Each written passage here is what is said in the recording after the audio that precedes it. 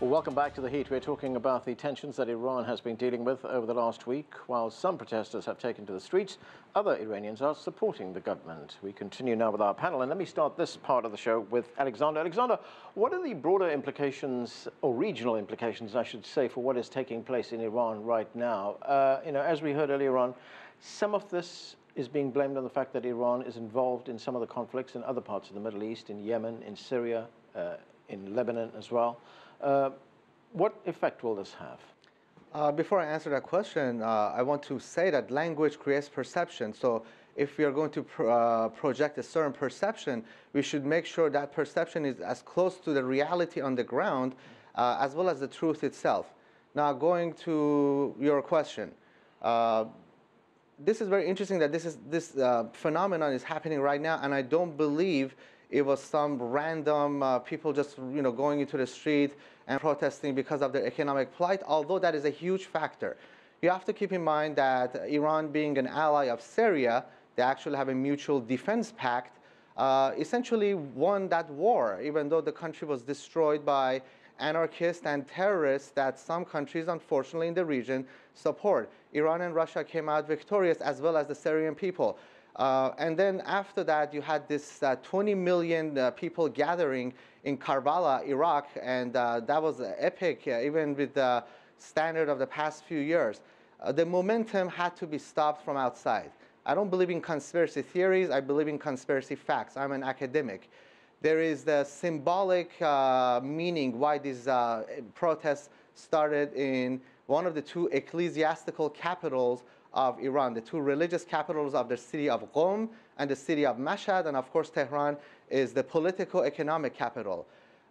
We have evidence, circumstantial evidence that will soon be empirical, that a certain country whose crown prince has been on camera threatening Iranians were helpful in agitating. They had agents provocateurs and agitators in Mashhad, and that being the most important Shia city in Iran, right, that wanted to bring in these other elements and really complicate what was very organic, what was Alexander, very grassroots in the beginning, what was very innocent, right, in the beginning, which was to protest the economic plight, which the majority of youth are suffering from. Are you talking about Saudi Arabia here?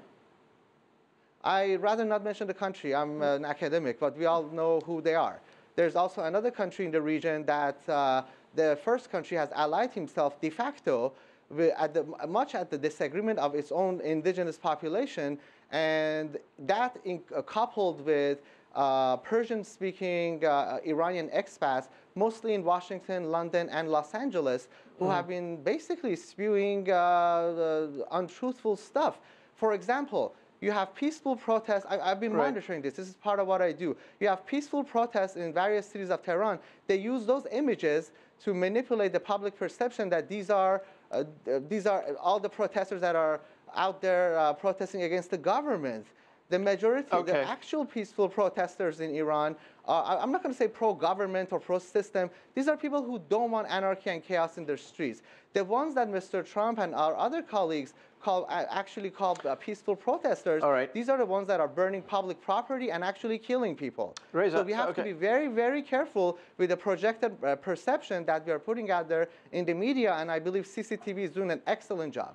Okay. Reza, what is your view on that? The Supreme Leader, Ayatollah Ali Khamenei, he has blamed the unrest on Iran's enemies. That's what he called them, Iran's enemies. Any evidence there? I've not seen any evidence that any foreign countries are involved in protests that have broke out up to this point. And until I see evidence, or until evidence is presented by the Iranian government, I will reserve judgment on that particular point.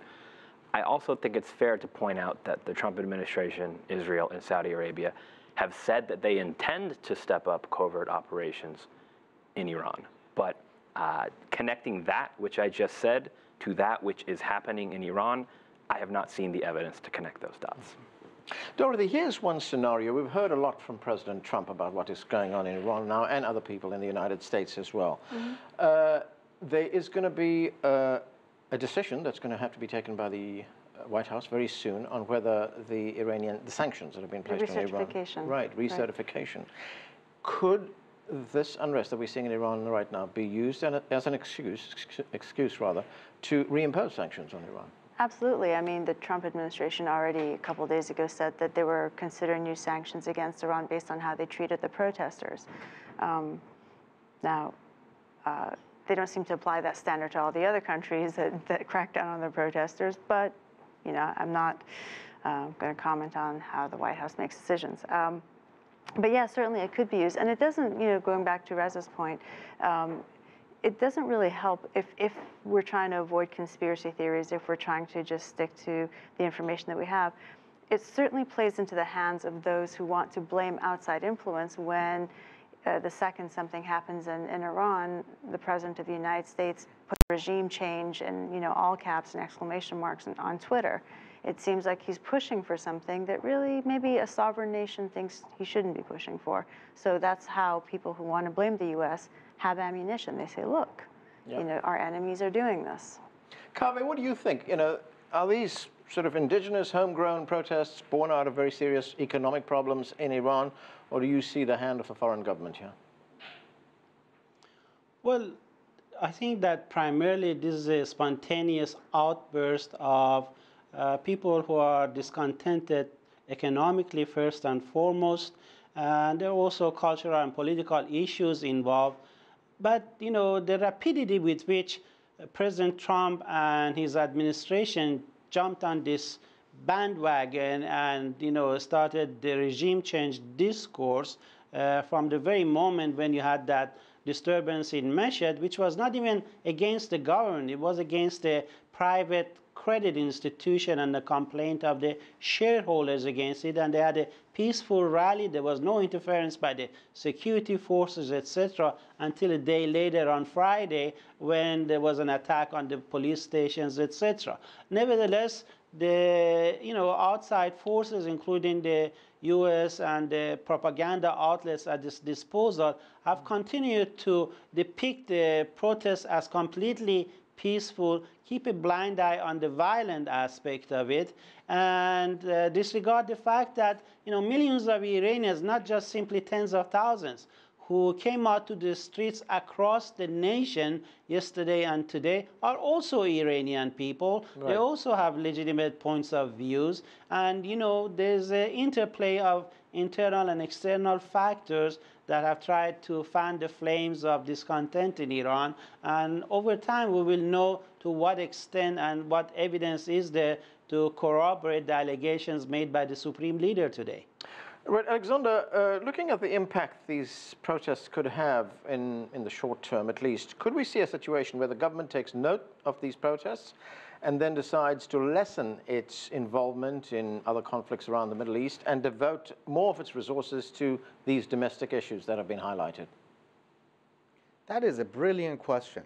In my academic opinion, there are two pillars of power that must be relatively corruption-free. The first one is the judiciary, the second one is the military-industrial complex.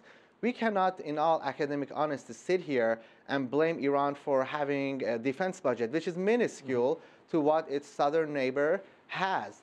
In order to ensure stability, you need to have a very potent and effective and disciplined military-industrial complex and fund it.